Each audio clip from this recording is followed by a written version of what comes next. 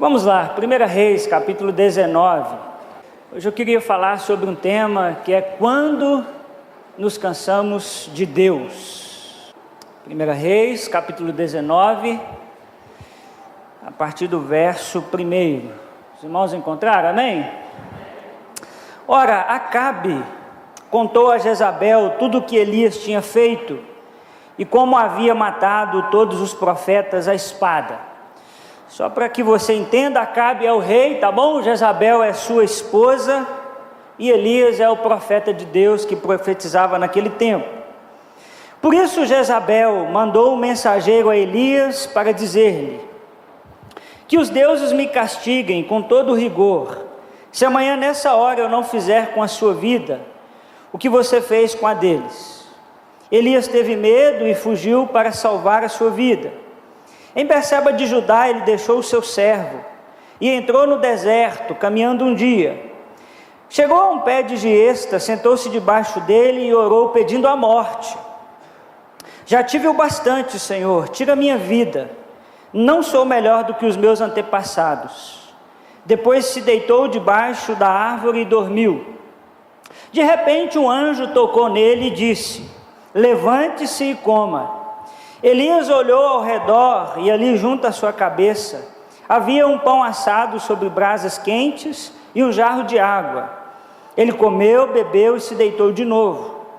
O anjo do Senhor voltou, tocou nele e disse: levante-se e coma, pois a sua vida será muito longa, a sua viagem será muito longa. Então ele se levantou, comeu e bebeu, fortalecido com aquela comida.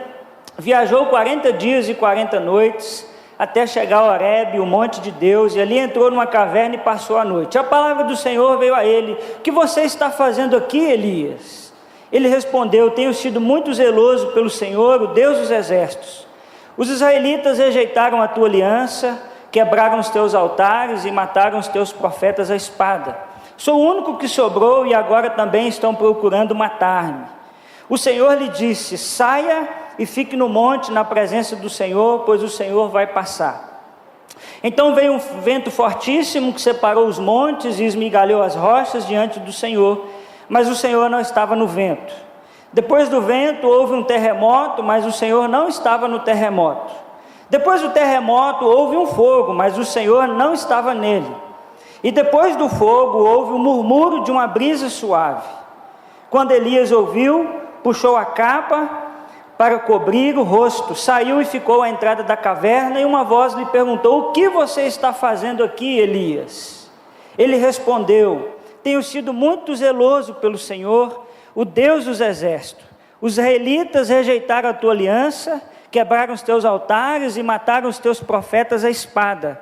Sou o único que sobrou, e agora também estão procurando matar-me. O Senhor lhe disse: volte pelo caminho por onde veio e vá para o deserto de Damasco. Chegando lá, unja Azael como rei da Síria, unja também Jeú, filho de Ninsi, como rei de Israel, e unja Eliseu, filho de Safate, de Abel-Meolá, para suceder a você como profeta. Jeú matará todo aquele que escapar da espada de Azael, e Elias e Eliseu matará todo aquele que escapar da espada de Jeú.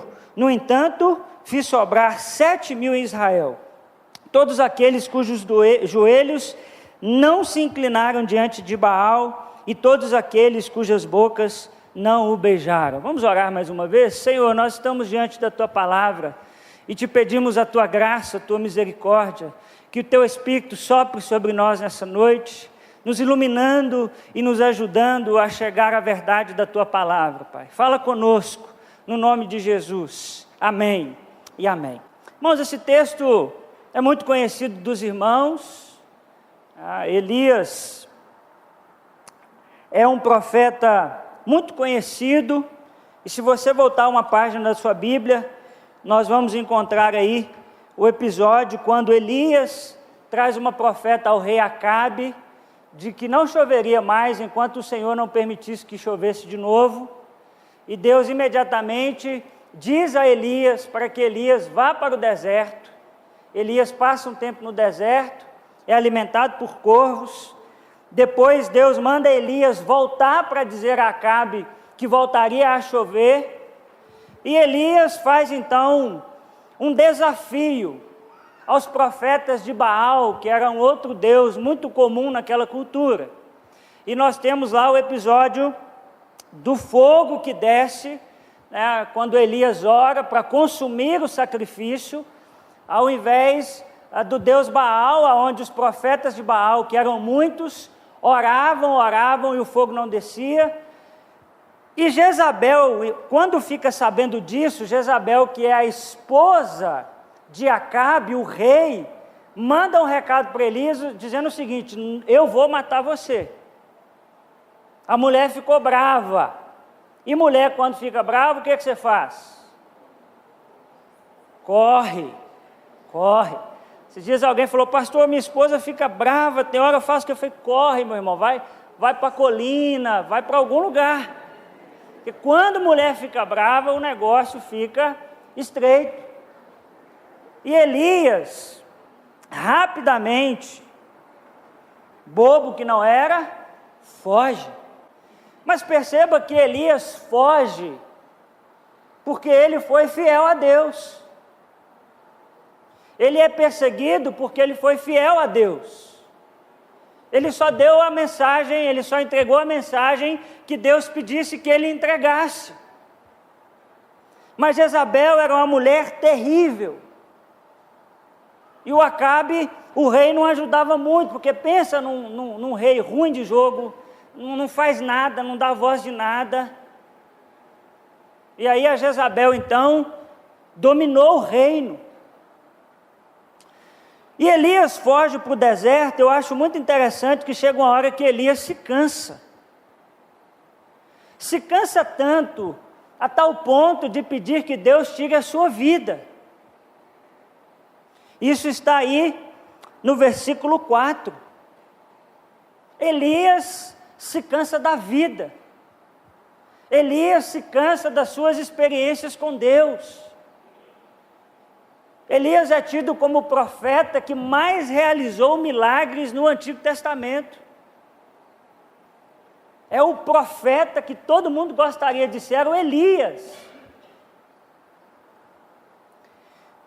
Algum tempo atrás, algumas semanas atrás, eu li esse livro de um filósofo brasileiro, que é o Luiz Felipe Pondé, Os 10 Mandamentos mais um. Ele escreveu uma coisa sobre os homens de Deus, que eu queria ler para os irmãos. Eu queria que os irmãos considerassem, que os irmãos percebessem que é um homem que se diz sem fé, mas eu acho muito interessante o que ele vai dizer sobre os grandes homens de Deus. Olha o que ele vai dizer: os eleitos.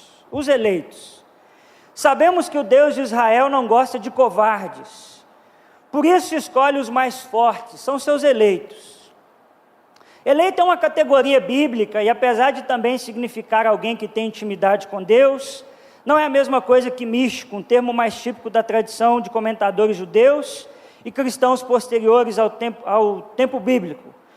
Preste atenção no que ele vai dizer: os eleitos são infelizes, abençoados com o tormento de ter a mão de Deus sempre suspensa sobre as suas cabeças. Diz o filósofo judeu Abraham Yoshua, que mesmo os profetas temiam essa intimidade com Deus. Jeremias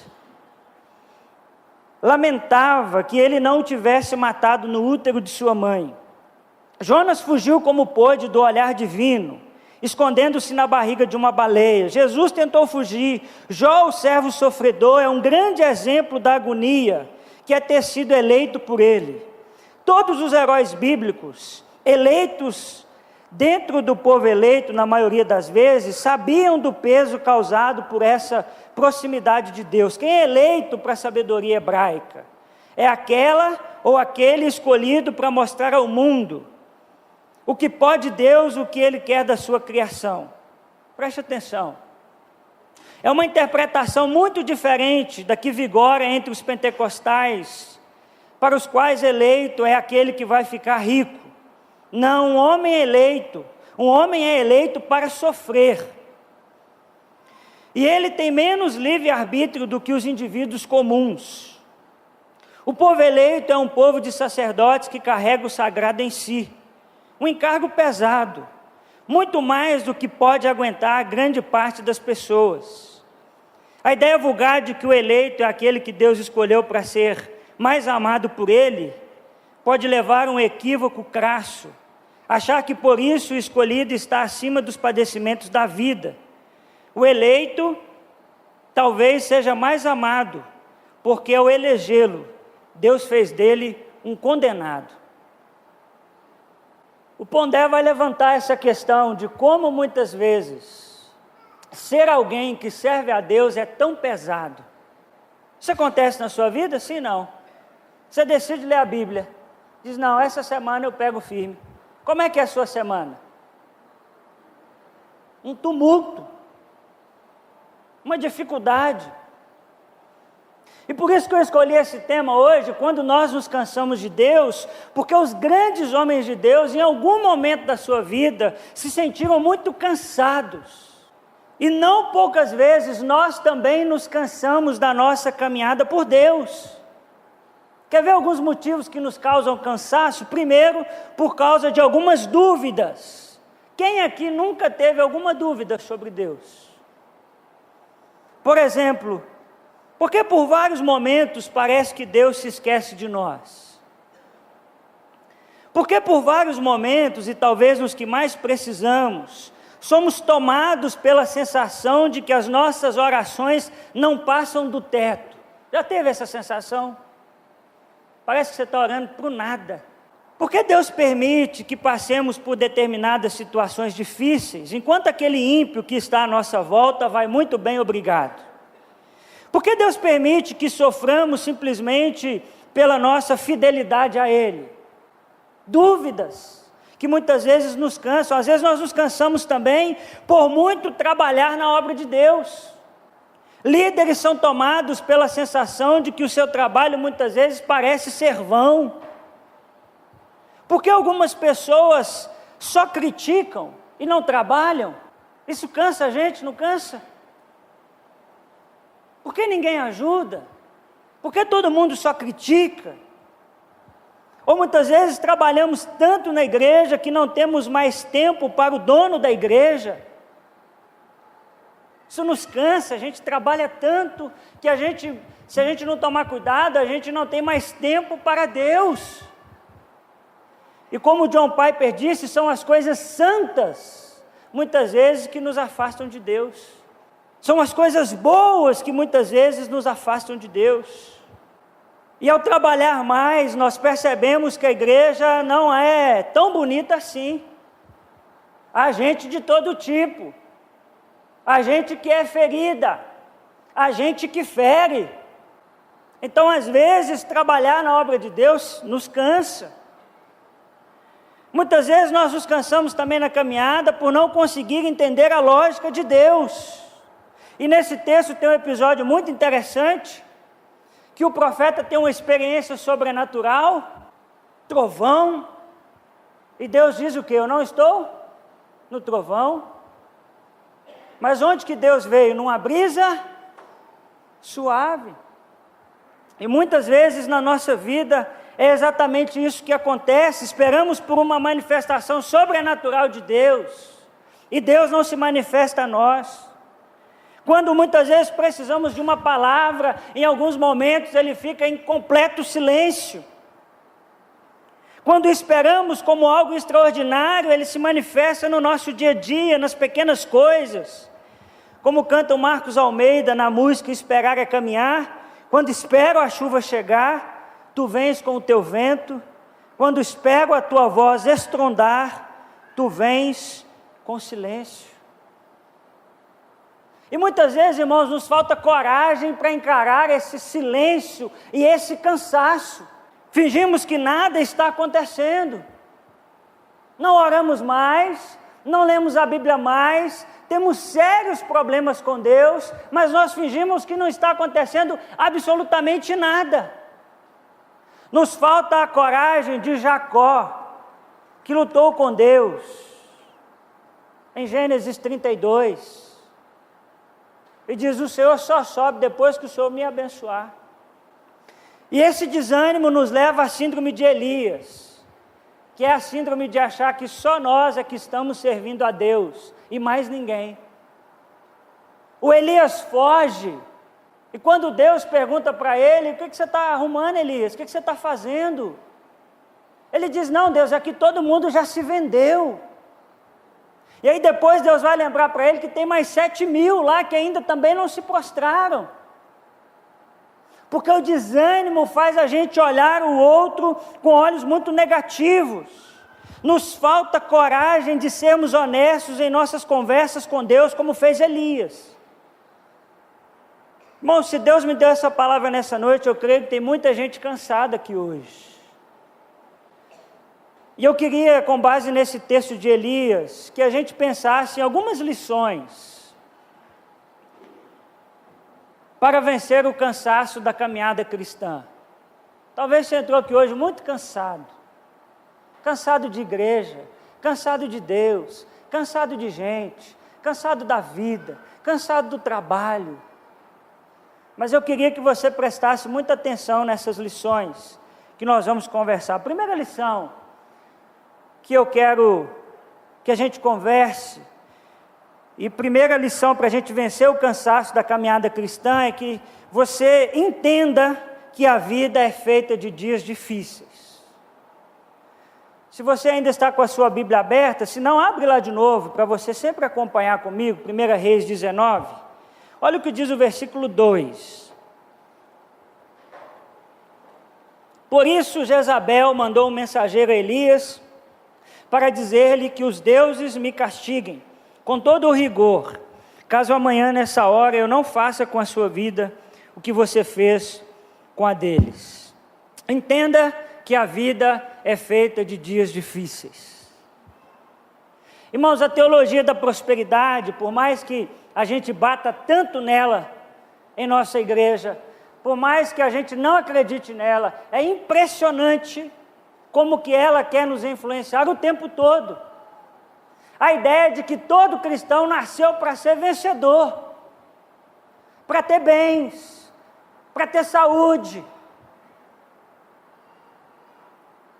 Mas esse texto aqui vem nos ensinar que a nossa vida vai ter dias difíceis, e mesmo que a gente seja fiel a Deus, viu? Nós precisamos quebrar essa lógica de que se eu estou passando um momento difícil é porque eu fiz alguma coisa contra Deus. O Elias só está sofrendo porque foi fiel a Deus. O deserto é a escola de Deus, todo discípulo precisa passar por lá. Como Elias, temos muitos desafios durante a vida. E precisamos compreender que a vida é cheia de dias difíceis e nós não estamos imunes a isso. O próprio Jesus ficou angustiado no Getsêmani. Mas nós temos uma certeza, que é a de Filipenses capítulo 4, versículo 13. Tudo posso naquele que me fortalece. Paulo disse: eu vivo dias difíceis, mas eu posso vencer todas as coisas naquele que me fortalece, que é Cristo Jesus. Por isso, meu irmão, se você está cansado nessa noite, pense, lembre-se, que infelizmente a nossa vida é cheia de dias difíceis, mas o Senhor está conosco, Ele não nos abandona. Segunda lição, para vencer o cansaço da caminhada cristã, versículos 3 e 4, Elias teve medo e fugiu para salvar a sua vida. Em Berseba de Judá, ele deixou o seu servo, e entrou no deserto caminhando um dia. Chegou ao pé de Giesta, sentou-se debaixo dele e orou pedindo a morte. Já tive o bastante, Senhor, tira a minha vida, não sou melhor do que os meus antepassados. Segunda lição para vencer o cansaço de Deus e da caminhada cristã é: não fique sozinho. É interessante que nesse ponto Elias comete um erro muito grave. Elias faz de tudo para ficar sozinho. O texto nos diz que ele se livra do seu servo em Berseba, não é? No versículo 3, ele conversou lá com o servo, falou alguma coisa, conseguiu deixar ele lá, seguiu a sua viagem sozinho, vai para o deserto sozinho, em Horebe passa a noite numa caverna. Imagina você numa região de deserto, sabendo que a Jezabel quer matar você, numa caverna escura, imagina aí. Que pensamentos rondaram a mente de Elias? Sozinho. Elias não procurou apoio, antes foi para o deserto, se isolou das pessoas, desistiu, focalizou o negativo, se esqueceu de Deus, dos amigos, dos seus pares. E é interessante a gente perceber qual é a resposta de Deus para Elias. O que é que Deus manda para Elias? O anjo. É interessante que Deus responde à solidão de Elias, dando alguém a quem Elias pudesse se relacionar.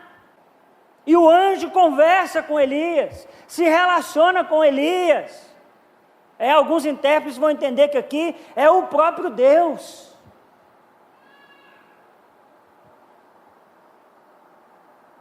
Porque Deus nos criou para as relações, não para ficarmos sozinhos. E a solidão, vou repetir mais uma vez, ofusca a nossa visão do próximo. A visão de Elias é: só sobrou eu. Só sobrou eu. O restante todo se dobrou a Baal. Mas lá no versículo 18, Deus vai dizer que tem mais quantos? 7.000. Elias, tem mais 7.000 que não se dobraram. Porque quando a gente se isola e vai ficando sozinho, cada vez mais a gente vai olhando o outro como nós não deveríamos olhar. Por isso que quanto mais você se afasta da igreja, menos você gosta da igreja.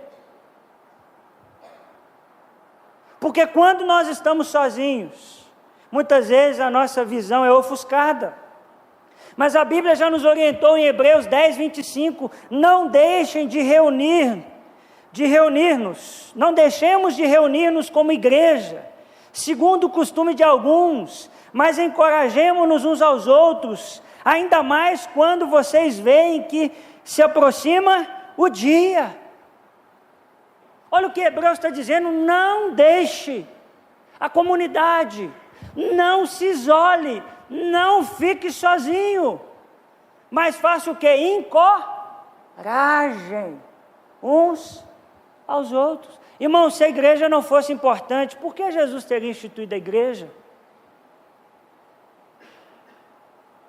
Qual é o sentido? É verdade que às vezes a igreja machuca, mas também é verdade que a igreja cura, sim ou não? Tem muita gente que é curada na igreja, muita gente, mas às vezes nós focalizamos só o negativo. Mas como diz o Bill Hybels, a igreja é a esperança do mundo. Se esse mundo, irmãos, está ruim com a igreja, eu fico imaginando como ela estaria sem a igreja. Está cansado? Não se isole, em nome de Jesus. Peça ajuda. Eu me coloco à sua disposição, pastor Gemigo, pastor Jairo. Não se isole. Terceira lição, versículo 4. Seja verdadeiro com Deus. Está cansado? Seja verdadeiro com Deus. Irmãos, Elias rasgou seu coração para Deus, a tal ponto dele dizer: Senhor, faz o quê? Tira a minha vida, já pensou? Tem que estar muito cansado, não tem? Veja que grandes homens de Deus também se cansam. E Elias é honesto com Deus.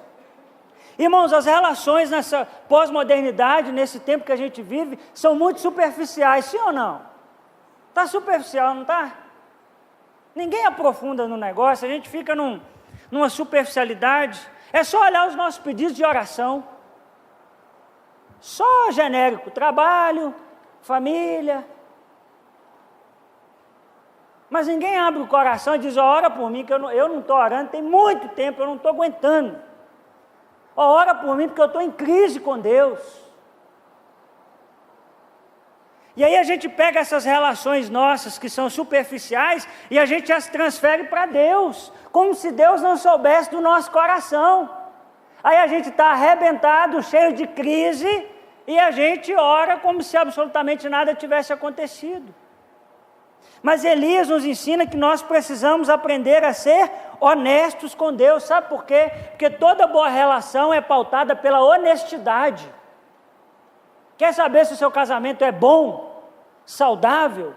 Perceba se nele tem espaço para honestidade. Sua mulher pode dizer quem você é. O seu marido pode dizer quem você é. Ou tem que ficar aquele negócio superficial, meio melindroso. Nós precisamos aprender a ser honestos com Deus. Irmãos, eu não vou ler por causa do nosso tempo, mas Jeremias 20, 14, de 14 a 18, o Jeremias, só no versículo 14, ele diz assim: maldito seja o dia em que eu nasci. É mole? Se você quiser ler na sua casa, Jeremias 20, 14. Maldito o dia em que eu nasci. Sinceridade com Deus. Jonas.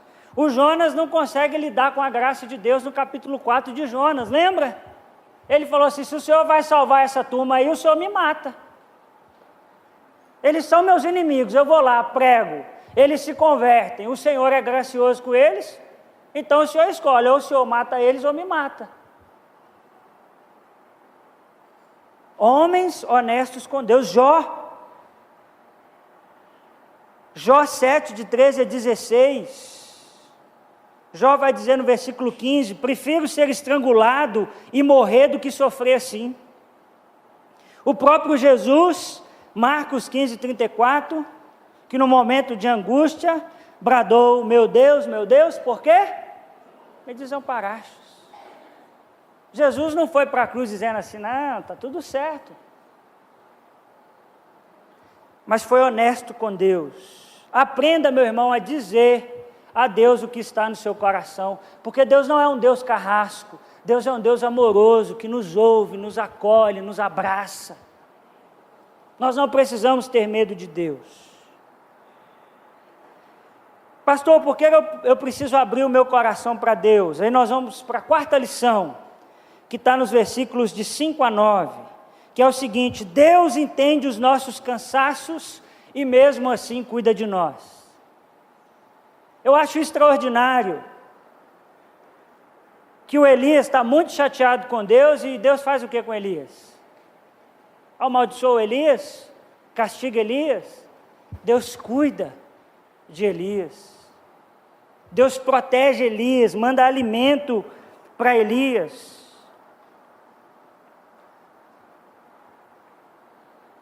Porque, irmãos, mesmo quando nós estamos cansados, Deus cuida de nós.